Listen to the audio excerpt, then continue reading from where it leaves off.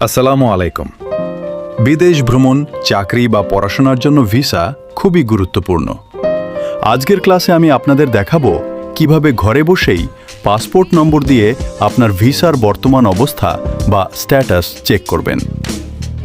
প্রথমে সংশ্লিষ্ট দেশের অফিসিয়াল ভিসা পোর্টাল বা এম্বাসির ওয়েবসাইটে যান। সেখানে চেক ভিসা স্ট্যাটাস অপশনে ক্লিক করে আপনার পাসপোর্ট নম্বর এবং জন্ম তারিখ সঠিকভাবে প্রদান করুন। সব তথ্য দেওয়ার পর সাবমিট বাটনে ক্লিক করলেই আপনার ভিসা অ্যাপ্রুভ হয়েছে কিনা তা দেখতে পাবেন। এখান থেকে আপনি চাইলে ভিসা কপিটি ভেরিফাই বা ডাউনলোড করে নিতে পারেন।